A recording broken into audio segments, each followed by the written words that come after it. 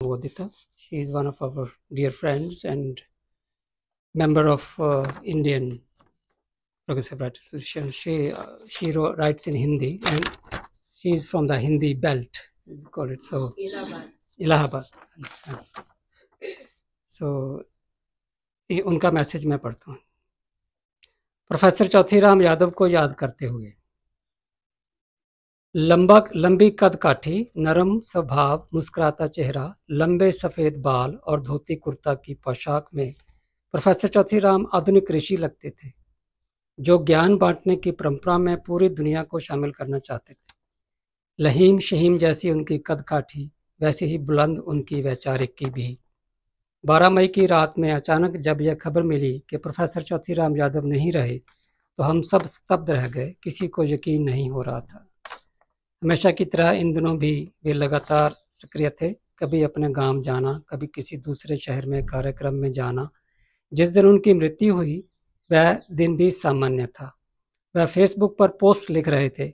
यह पोस्ट लिखते समय उनका मस्तिष्क कितना चैतन्य था, यह बात इस पोस्ट के विषय में समझी जा सकती है। पोस्ट का विषय था पुनर्पाठ की परंपरा और सामाजिक परिवर्तन के माध्यम से व्यवस्था परिवर्तन। इसमें वह ज्योतिबा फुले से लेकर आज तक के दौर के कवि स्वर्गीय रमाशंकर विद्रोही पर चर्चा कर रहे थे। प्रोफेसर चौथीराम यादव ने जीवन भर यही कहा, यानी पुनर्पाठ के माध्यम से व्यवस्था परिवर्तन पर गंभीर बात करना। उनकी एक किताब है लोक और वेद आमने सामने, जो आपने। उनका कहना है कि परंपरा का आधार शास्त्र भी हैं और लोक भी। शास्त्र में जीवन का काल्पनिक आदर्श सामने आता है, तो लोक जीवन के यथार्थ को महत्व देता है। उन्होंने कबीर की प्रतिरोधी परंपरा को समाज के नायक के तौर पर खड़ा किया। यह काम कोई दबी आवाज में नहीं करते थे। जब वे जनता के आंदोलन की बात करते थे, तो बहुत मुखर होकर बुलंद आवाज में बोलते थे। बनारस तो उनकी कर्मभूमि रही, लेकिन उनके जानने और मानने वाले बनारस ही नहीं, पूरे देश और दुनिया में रहे। देश भर के आंदोलनों और कार्यक्रमों में शिरकत के लिए उन्होंने प्राथमिकता पर बुलाया जाता था। वह ऐसे बुद्धिजीवी थे जो लगातार जमीन पर भी कर्मरत थे। वह प्रगतिशील लेखक संघ के अध्यक्ष मंडल में थे। उसके हर कार्यक्रम में उनकी मौजूदगी अनिवार्य तौर पर होती थी। जौनपुर, जबलपुर, इलाहाबाद, लखनऊ, बनारस, चंडीगढ़, पंजाब, दिल्ली, ऐसी कोई जगह नहीं जहां वह इस संघ के कार्यक्रम में ना गए हों।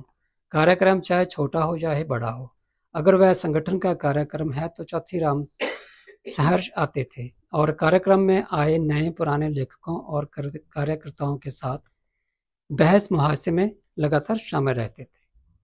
इलाहाबाद में उन्होंने 2020 और प्रोफेसर राजेंद्र कुमार जी को 2021 में शारदा देवी शिक्षक सम्मान से सम्मानित किया गया। वह दोनों वर्ष का संयुक्त कार्यक्रम था। यहाँ सेंट जोसेफ कॉलेज के विशाल सभागार में उन्हें और प्रोफेसर राजेंद्र कुमार जी को देखने सुनने लोग उमड़ के आए। स्वर्गीय श्रीमती शारदा देवी प्रधानाध्यापक थी। वे बालिकाओं की शिक्षा के लिए अपनी क्षमता भर आर्थिक और वैचारिक सहयोग करती थी। उनकी असमय कैंसर से मृत्यु हुई। वे मेरी माँ थी। उनकी स्मृति में हमने बेहतर शैक्षिक क्षमता के साथ ही सामाजिक सरोकार वाले अध्यापकों को उनके नाम से सम्मानित करने का विचार किया। इसके विराट वैचारिक कद वाले प्रोफेसर चौथीराम यादव ने यह सम्मान स्वीकार कर हमें अनुग्रहित किया। बनारस इलाहाबाद से केवल 125 किलोमीटर दूरी पर है। 12 मई की रात को जब उनके जाने की सूचना मिली तो धक्का सा लगा, आंखें बहने लगीं और मन रो पड़ा। 13 मई को सुबह 6 बजे उनके अंतिम दर्शन करने, उनकी अंत्येष्टि में शामिल होने के लिए मैं इलाहाबाद से निकली पड़ी। बनारस हरिश्चंद्र घाट पर पहुंचकर अंतिम दर्शन किए। यकीन नहीं हो रहा था कि इतना मजबूत, साहसी, निडर, प्रज्ञावान, तार्किक, ज्ञानी मनुष्य चिता पर लेट चुका है। अब उनका शरीर पार्थिव हो चुका था और कभी नहीं उठेगा। अब उनकी लिखी हुई किताबें, यूट्यूब और सोशल मीडिया पर उनके वक्तव्य हमारे मस्तिष्क में उनकी यादें अमर हो चुकी हैं। जब तक समाज को बेहतर बनाने और बदलने का यह सपना रहेगा, प्रोफेसर चौथीराम यादव हमारे बीच मुस्कुराते रहेंगे और हमें रास्ता दिखाते रहेंगे। वे हमारे प्रेरणा पुंज हैं, उन्हें करबद्ध प्रणाम और विनम्र श्रद्धांजलि। धन्यवाद। An active member of Progressive Writers Association and Indian Workers Association since for many decades. Obviously now he was too old to be active. Sarwan Singh Zafar, he was born in 1932 in East Punjab. He was an eminent journalist, translator, and Punjabi writer, and a committed intellectual. He was devoted to the people's movements. He moved to United Kingdom in 1979. He has been an active member of Indian Workers Association and Progressive Writers Association. He was one of the patrons of Progressive Writers Association UK. We, his fellow comrades at PWUK, share our grief with his family, members, friends, and literary fraternity. It's a great loss for the family and progressive literary and cultural movements. We pay homage to the departed comrade. So this is a brief description. Otherwise, for many decades, this organization has gone through various managers in a way.